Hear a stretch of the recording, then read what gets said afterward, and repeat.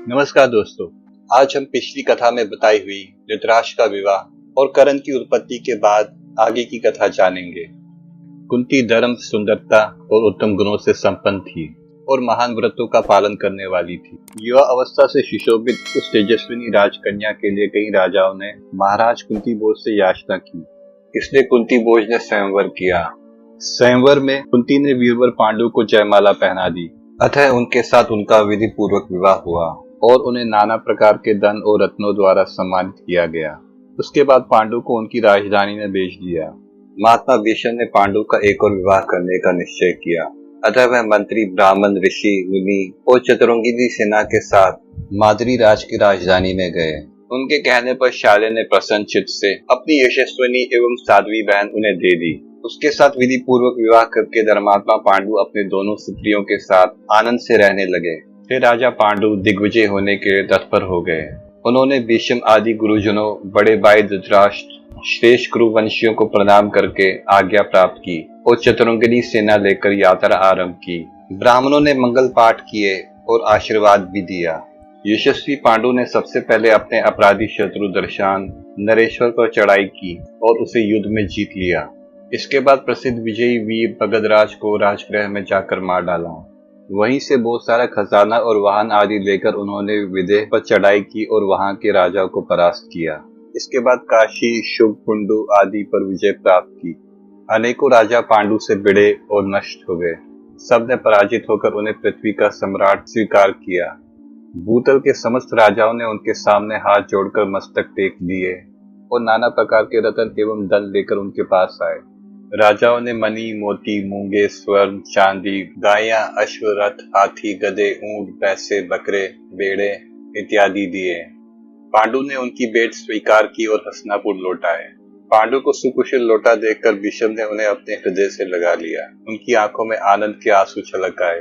पांडु ने सारा धन भीष्म, दादी सत्यवती और माताएं अंबिका और अंबालिका में बांट दिया। माता के आनंद की सीमा न रही। उन्होंने विदुर जी के लिए भी धन भेजा। इसके बाद राजा पांडु कुंती और माद्री को लेकर वन में चले गए और वहां रहने लगे। पांडु सदा वन में रहकर शिकार खेला करते थे। तलवार, बाण, धनुष और कवच धारण करके अपनी दोनों पत्नियों के साथ भ्रमण करने वाले पांडु को देखकर वनवासी इन्हें कोई देवता समझते थे। धृतराष्ट्र की आज्ञा से वन में महाराज पांडु को भोग सामग्री पहुंचाई जाती थी। भीष्म ने सुना कि राजा देवक के यहाँ एक सुंदरी युवती दासी पुत्री है। उन्होंने उससे मांगकर परम ज्ञानी विदुर जी के साथ उसका विवाह कर दिया। उसके गर्भ से विदुर के समान ही कई गुणवान पुत्र उत्पन्न हुए।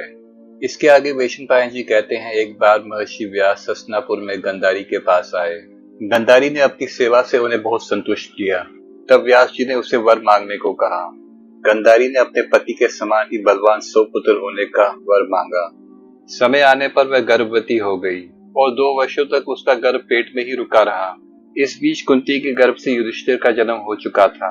अपनी इस हालत को देखकर गंधारी घबरा गई और अपने पति धृतराष्ट्र से छिपाकर उसने गर्भ गिरा दिया। उसके पेट से लोहे के गोले के समान एक मांस पिंड निकला। 2 वर्ष पेट में रहने के बाद उसका ये कड़ापन देखकर गंधारी ने उसे फेंक देने का विचार किया। भगवान व्यास अपनी योग दृष्टि से ये सब जानकर झटपट उसके पास पहुंचे और बोले, अरे सुबल की बेटी, तू ये क्या करने जा रही है? गंधारी ने महर्षि व्यास से सारी बातें सच सच बता दी। उसने कहा, भगवान, आपके आशीर्वाद से गर्भ तो मुझे पहले रहा, परंतु संतान कुंती को ही पहले हुई। 2 वर्ष पेट में रहने के बाद भी 100 पुत्रों के बदले ये मांस पिंड पैदा हुआ। ये क्या बात है? व्यास जी ने कहा, गंधारी, मेरा वर सत्य होगा। मेरी बात कभी झूठी नहीं हो सकती, क्योंकि मैंने हंसी में भी कभी झूठ नहीं कहा। अब तुम जल्दी से 100 कुंड बनाकर उन्हें घी से भर दो और सुरक्षित स्थान में उनकी रक्षा का विशेष प्रबंध कर दो। इसके बाद व्यास जी ने मांस पिंड पर ठंडा जल छिड़क दिया। जल छिड़कने पर उस पिंड के 100 टुकड़े हो गए। वह अलग अलग अंगूठे के पुरवे बराबर 100 गर्भों के रूप में परिणत हो गए। कथा के अनुसार गांधारी ने सोचा कि भाइयों की एक छोटी बहन भी होती तो अच्छा होता। अंतर्यामी व्यास जी ने उनकी इच्छा जान ली और कहा कि ये छोटा सा टुकड़ा जो बचा है, ये तुम्हारी मनचाही बेटी होगी।